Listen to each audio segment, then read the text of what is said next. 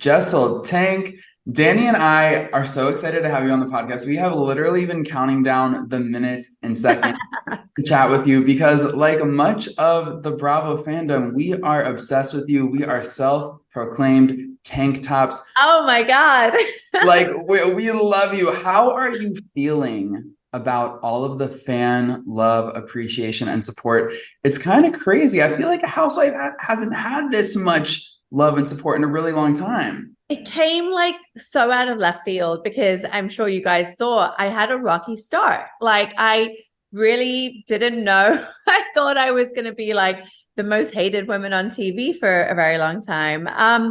But I think that, and this is in real life too, I'm very polarizing, but it also takes a while to get to know me. Like I'm not immediately, your cup of tea, but I definitely grow on people. And I think that once you sort of see that I'm really not that serious, I am funny and, I just want to have a good time and hopefully that's resonating. And people are sort of like jumping on board and that's all I want to do. I just want to make people laugh. That's really, truly why I did the show. And I feel that's why so many people are loving watching you because they really relate to you where you're like, guys, we're all out to dinner. Like, let's have some drinks. Let's have a good time. And then you're like, but then there's a moment where you're like, oh, why is everyone staring at me? And I have to like what's happening? I feel like every single time, like I know you're like applying to all the schools and stressed out. I feel you're also applying to like these women because they're like, Jessel, you forgot to answer this question on the application. And you're like, I didn't know.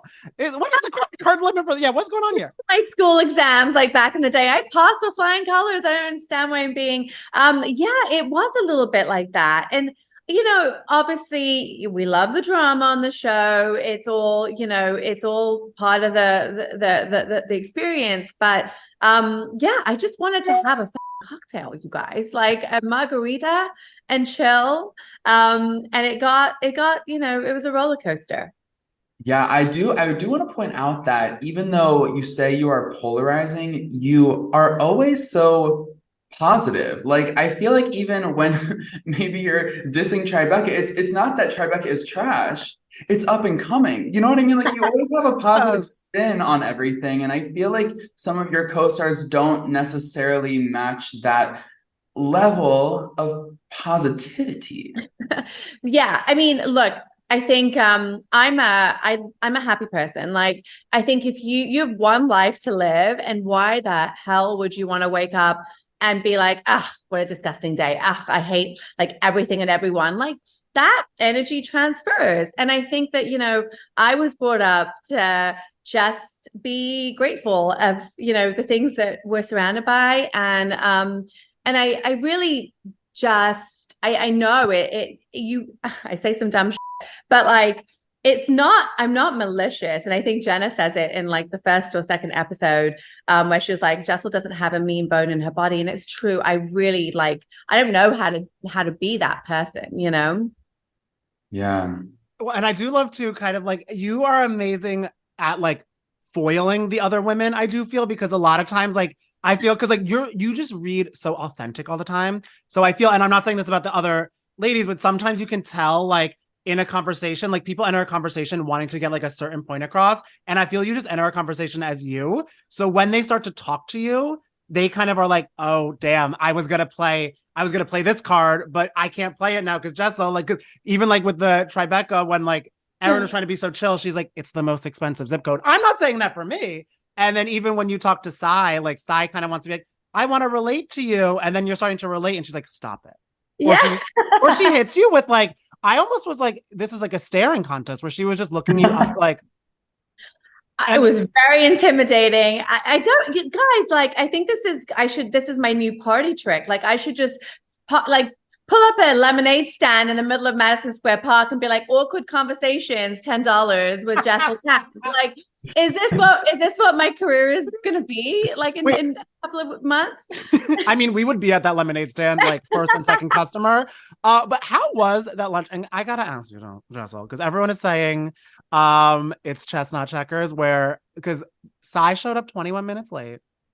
And do you feel like she was gonna be like, oh, I want Jessel to be tapping her like refreshing Candy Crush, and then Jessel walks in 41 minutes late? Was that really New York City traffic? Because it is gridlock, or was that an icon in our presence. Well, I wish I could claim the latter, and you know, I between us, I will claim the latter. But no, it truly was like, I think we also don't understand like how things work with production, right? And I hate to bring up the P word, but you know, you can arrive on time, you have to get mic'd up, you sort of like have to speak to the producers, and there's like a whole process, right, of like stuff that happens before you walk into a scene. So I actually was there at 11:20. No, I got in the car at 10:45. I got there at like 11:20, and I was told Sai just walked in. But I was getting like all my stuff like hooked up, and you know, like I knew I was late already because lunch was already 11 o'clock. I don't think that she was 20 minutes late. I definitely was late, but I wasn't 41 minutes late. So like all these things, you're like, what the heck? But I was late. The reason why I didn't text her was because I thought I was only like 5 or 10, you know? Even then though, I don't know why I didn't think to text her. If it was anyone else, I would have been like, hey, running a few behind, like not a big deal. But I just didn't think to do that in that moment, which was weird because I usually do. Anyway. What do you started make off wrong. What do you make of all the observations to that meal with Sai that are sort of perpetuating online currently? Like we discussed before, it's a lot of support for you, and people seem to really be sort of dissecting every sort of millisecond of the scene. Has there been anything interesting that has stuck out to you that maybe you didn't realize in the moment with Sai that you're like, oh my God, because the thing that, like I was saying, Jessel, you're so positive and you ended that meal on such a positive note, but like watching the scene back, it didn't seem like you were receiving too much kindness. So it's like, I don't know, how do you reflect on it now, especially with all the public opinion? Yeah. And I think like when you see kind of everything, when you see the sequence of how things are playing out on the show, like, you know, and Anguilla for me, I was just having a good time. I'm so unaware and unbothered, and it's kind of a problem. But I didn't really like pick up on some of the vibes that were being like, you know, distributed. So I guess that lunch was ultimately a buildup of a lot of tension that was coming off of that trip, which also is why I wanted to kind of take Sai one-on-one and just look like what she went through with her mom. I cannot, and I truly like felt this in the moment. I can't relate to that. Like I can't. But I did have, and I know my uncle, everyone's like, oh, you can't compare your uncle to your mom. My uncle was like my sliding door. So I lived with him when I first moved to New York. If he had said no, I wouldn't be here talking to you guys. Like that's how I look at it. He was such a big impact on my life. And I, you know, from childhood, like he's one of my favorite people growing up. So when that happened to him and she was telling the story, I was like, oh, wow, like I would love to share something similar that I went through. And I felt like, you know, for Sai, she isn't someone that is emotional, right? Like, so I was like, I would love to just sit with her and have like a real conversation, get to know her a little bit better. The intention was completely positive and pure on my end. I just feel like for her, and, you know, looking back, I understand why she was feeling the way she was feeling. I think the situation with her mom was really like, it was something that she didn't want brought up, full stop. And I didn't know that at the time. So we were just not seeing eye to eye. And no matter how I was coming at the conversation, like no matter what I was trying to do to sort of like, you know, connect with her, I think that was what was stuck in her mind. She just didn't want to talk about her mom. Yeah. Now we are talking to you today on October 3rd. It's Mean Girls Day. And it seems like you experience more Mean Girls behavior as the season wraps up. The preview for the next episode, my jaw is still on the floor, Jessel. What can you say about how things continue to devolve with Sai? And did you expect that the friendship would unravel this way? Because I feel like you went into that lunch thinking you could save it. Yeah. Oh my God. And I had no idea it was even to the point where it was, like I felt a lot of just like weird animosity, and I was not there, and I didn't think that we were there as friends either. I walk in, I'm like, oh my God, I'm so sorry, I'm so breezy. I'm like, do you want a drink? Like, it Iconic was brunch. Yes. You walked in like, I was like, that's how I walk in late. Yes.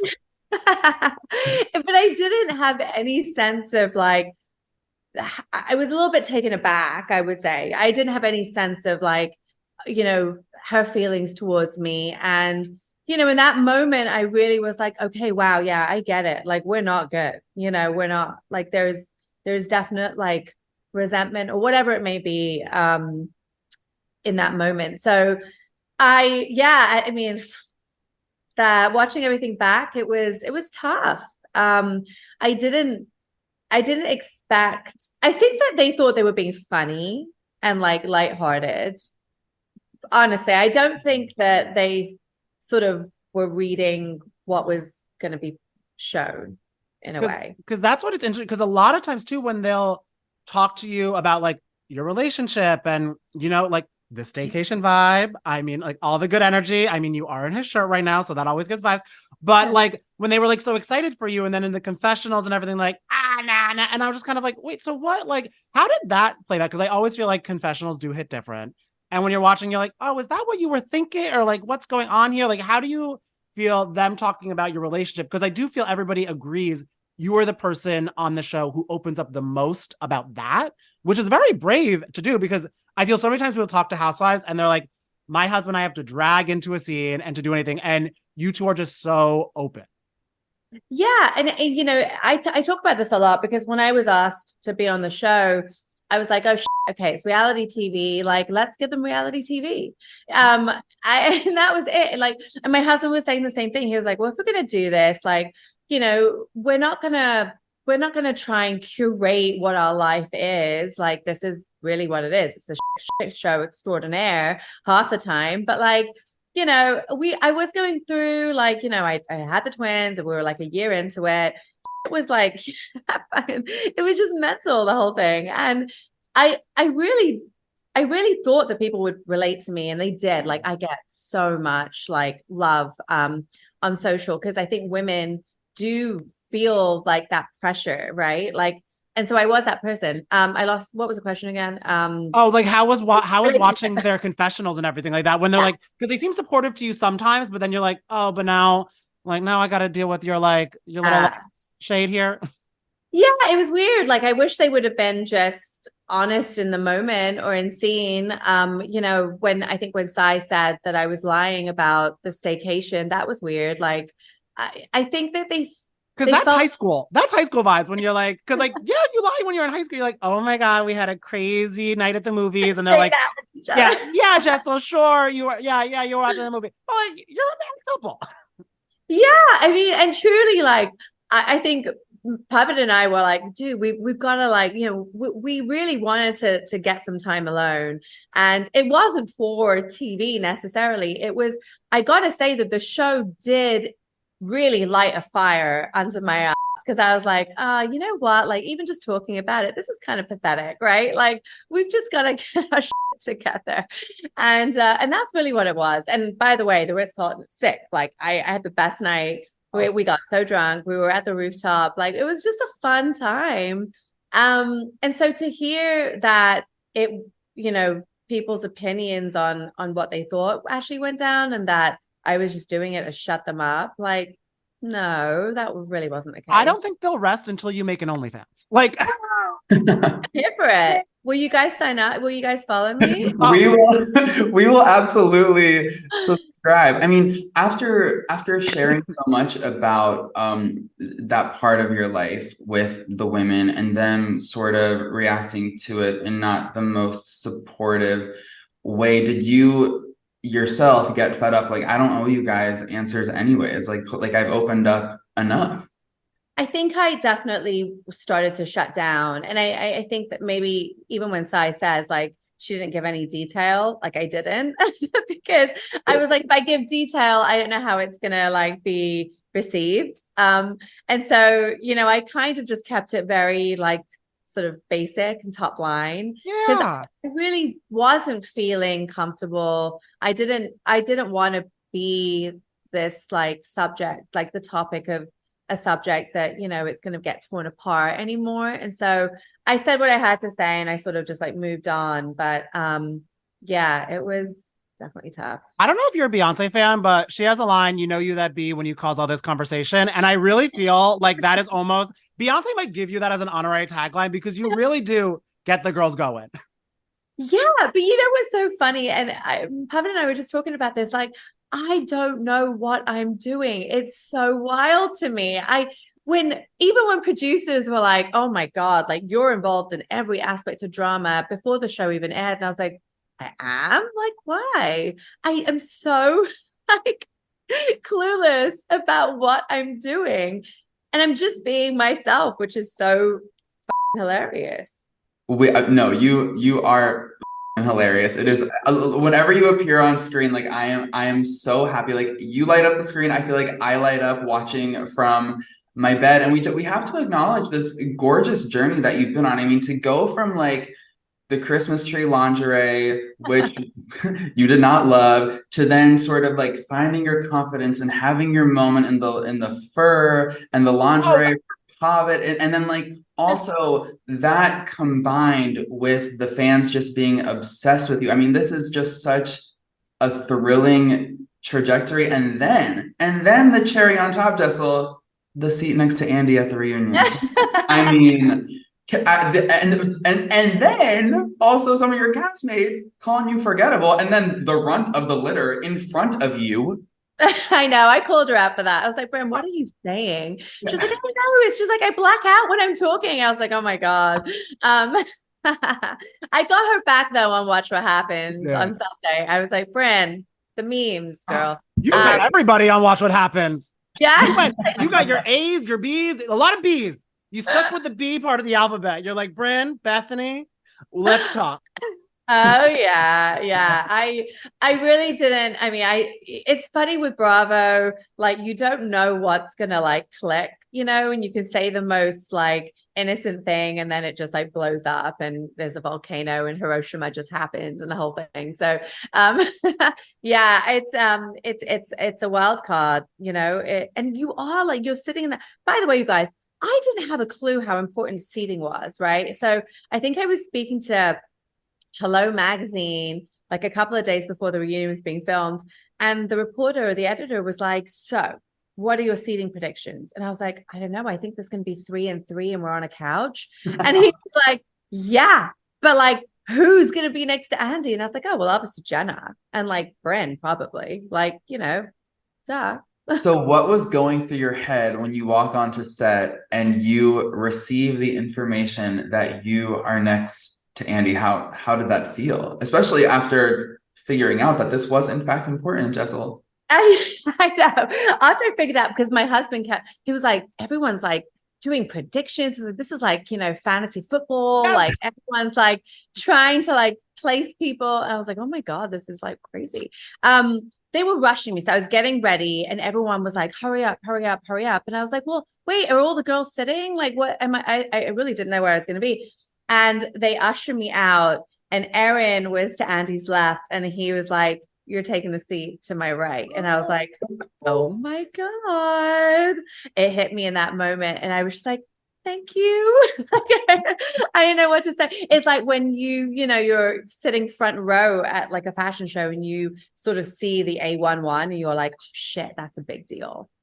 Yeah. Oh my God. No, that is And such a big deal. When you okay, so you receive the information that you're sitting next to Andy. In that moment, does the season kind of flash before your eyes, play back in your mind, and you think like, oh my God, like I did have some kind of like iconic behavior this season. What were sort of like the vignettes playing through your mind? Like when you look back at the season, what are you most proud of? I thought I was like, am I sitting here because I'm in the hot seat or am I sitting here? I was like, oh God, this is gonna be, and I don't do well with like attention, right? Like it just doesn't, I don't know how to receive it and handle it.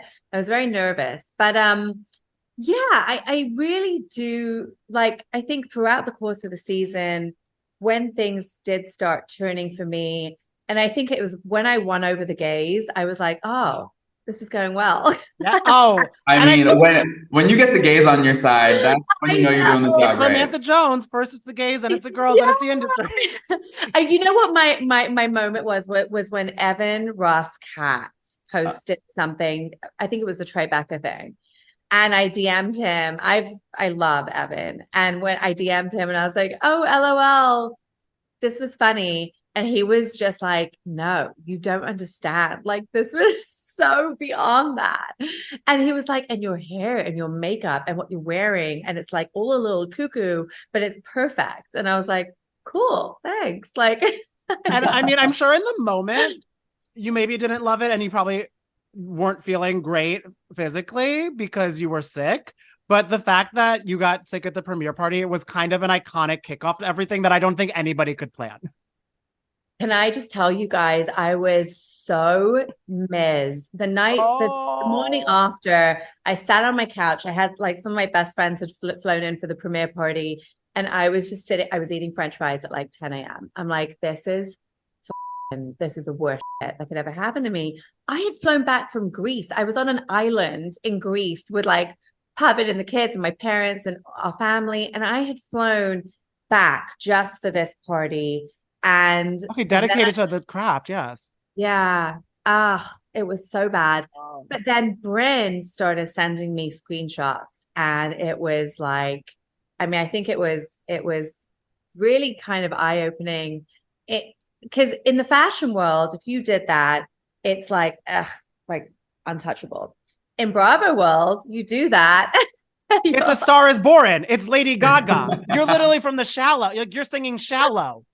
What is happening right now? And that was sort of like eye-opening because I was like, wait, this is not how I roll, but I guess it's being perceived as some sort of way. It was really funny. It was really funny. And when I started out like that, I was like, oh, this is gonna go south really quick. And then episode 1 aired, episode 2 aired, episode 3 aired. Had to limit my comments on Instagram because people were just like, you're so rude, you're so ungrateful, you're this, that, and the other. And I was like, oh my God, why did I do this? And then, yeah, it just kind of all took a turn. So, anyway. And thank God for the Tribeca neighborhood, because I feel like would you say that is the moment that things definitely took that sharp turn? I think that was the moment for me when I started to see what I was saying was being received as funny. And a little bit like Clueless, like I walk around like Alicia Silverstone, and it was like, but Bryn kept telling me, she was like, Jessel, you're the funniest one on the show. And I was like, no, you're the funniest one on the show. She was like, no, you don't understand. You have to start a popsicle brand. You're so funny. And it was things like that was like, I just didn't get it because I was like, I don't think I'm funny, but I guess maybe I am. You know what I need you to do besides a popsicle brand? I need the Jessel walking tour of New York City, because there's the Tribeca moment, but the moment that also got me is when you and Pavitt went to Hudson Yards and he's like, everyone's here. You're like, is it? So I would lemonade stand, OnlyFans, and a walking tour, because I would love like, oh, so Jessel, this is Soho, thoughts on it? And you're like, yeah. Well, the other thing is like, and I spoke about this to one of my friends who lives in London. I grew up in England. I lived in LA. I lived in New York. I spent some time in Asia. And so when I walk around Tribeca and I'm like, why would people pay 50 million to live in a warehouse? I don't get it. Well, and I mean, I don't know if you're the reason why Erin moved. Yeah. Erin, her Tribeca's up in college. She's got to move on up. I made it relevant. Like I made fetch happen with Tribeca. Yes. You absolutely did. Oh, you know what? Taylor Swift is suddenly back in New York a lot more after you said Tribeca's up and coming. Oh She's my trying God. to help the neighborhood. Yeah, it's too funny. It's really funny. But I really like a comment like that it was just like such a throwaway comment to me. And it's funny how New Yorkers really take things personally. You really sort of like see how proud they are of where they live and their zip codes. And it started a debate that we're still talking about it now, like almost 13 weeks after the fact. There is a moment in that scene though when you're like, oh, is it? there's kind of like a glint or like a slight smirk. And for a second, it's like, wait, does Jessel know what she's doing? Like, did you kind of know you were creating a moment? I knew in that moment how to piss Erin off. And I think that was what the light bulb went off in my head, because I was like, I'm basically insulting a realtor about where she lives and about where she thinks, the hottest neighborhood in New York City is. And it was a little bit of an aha moment. I was like, is it there? It is so funny because now that you say it, like you've changed my opinion on Tribeca, because when you walk around, it is just like desolate stuff and bubbies with pie. And Bobby's in the Odeon. I mean, I do get the cachet, but like, if it's definitely become better. I would have to say that the restaurant scene, all that of parks, and it's definitely become better. But like for me, I didn't get it. Like I really didn't. I didn't get it. I was just so confused. Anyway, it's one of those things. Speaking of Erin, she is someone you also have clashed with this season, and it looks like she and Sai may be working in tandem as the season wraps up. How is she involved in some of the like maybe mean girl behavior that you experienced at the end of the season? I think with Erin, she doesn't mean it. I think that for her, it's like she has her opinion and her viewpoint, and she's just expressing it. And I don't think she realizes sometimes how it resonates. I really had a hard time like getting to like connect with Erin. I think, we were not aligning, and she thought I was someone that I wasn't, and vice versa. And so it was tough with Erin. We definitely had some growing pains. And I also think that one of the things that was actually brought up at the reunion was that they didn't really understand how I was feeling after having twins and going through all those years of IVF. And so they were just, again, thinking that they were being funny and lighthearted and just kind of, poking like jabs that weren't necessarily coming across as mean. But I think as a viewer and as an audience, you're seeing sort of like the whole picture. And yeah, I mean, obviously the audience can see something that they can't, right? And I feel too, a lot of people either watching, or I mean, I know I have friends who struggled with IVF and everything, and you just know the emotional toll and physical toll that it is. So when you were opening up about that, I was kind of just thinking back to conversations I had with people being like, that is going through the ringer and back to try to like have the family that you want. And then you were able to have it, which is so beautiful, but it still doesn't like take away the struggle that you had to do to go there. And I know you were talking a little bit on the show about maybe wanting to try it again, have the little girl for the little bow matching. Is that still a topic that is being discussed at the Tank House? For me, it is. For Puppet, I think he's gonna like dig a grave and just like lie in it, because he's so like I mean, it's mental with the kids right now. They're in the thick of the terrible twos. I wish I had a bit this morning. They were both just screaming on the floor for no reason. And I don't even know what, I don't know why. But I still want a girl. And I think that, a lot of people who want like a certain sex, try for a third and they'll get like another boy, but for me, I know they're in the freezer. I know I have a girl, she's frozen. And Elsa. Elsa.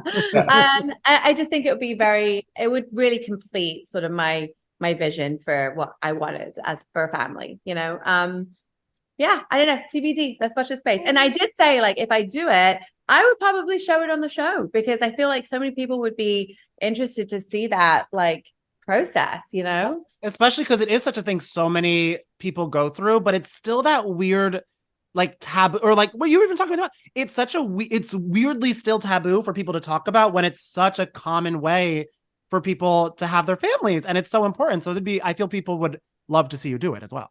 Yeah, definitely. And I think it's a lot of influencers are showing like they're doing egg freezing. They sort of take people along for the journey. And I would just, again, continuing to be open and just authentic about what like real life is, at the end of the day. So Yeah, now just before we let you go, if another season does happen for you guys, and I feel like it's gonna happen, other than hopefully having your little girl, what do you hope to show viewers and fans on another season? Because now I feel like now that you've sort of like dipped your toe out of the fashion world and you're in the Housewives world, you can kind of let loose, you know? yeah, I was very I was being very cautious about certain things just because, the fashion world is very you have to be a certain way, you have to look a certain way. I'm still very much in it. But it's seeing what resonates with the audience now is so eye-opening because I really didn't think half the shit I was doing would I don't know, create the buzz. And so I honestly am just going to continue to be myself. We've got a lot of really cool things. So next year is Pavitt and I's 10-year anniversary. So I think I want to do a big Indian party. So that's potentially on the cards. How many speeches will be at that? At 0, unless unless you guys want to come and do like a roast. I would We'll do that. Yeah, come and do a roast. That'd be so funny. I also really want you to maybe push like a Queen of Christmas narrative because you got the list, you're checking it twice. Also, the Christmas tree lingerie, like I feel like that, like move over Mariah Carey, like that is also in your future, you know? Do you guys want to be my backup dancers? We can do like a Mariah Carey Christmas or whatever, like jingle. Like one Jingle Bell Rock, baby. Yes, we are Jessel's there. jingles. I already see the album art. Yes. Jingle. Oh my God, you guys. That's so funny. That should be on a tank top. There you go. All right, Jessel. Well, thank you so much. Danny and I appreciate you. I adore you guys. Yeah, can't wait to see you soar and shine and do all the things. Oh, let's grab drinks soon. We would love that. Yes. Yeah, we'll do it. We'll spill some more tea or some Okay. tea.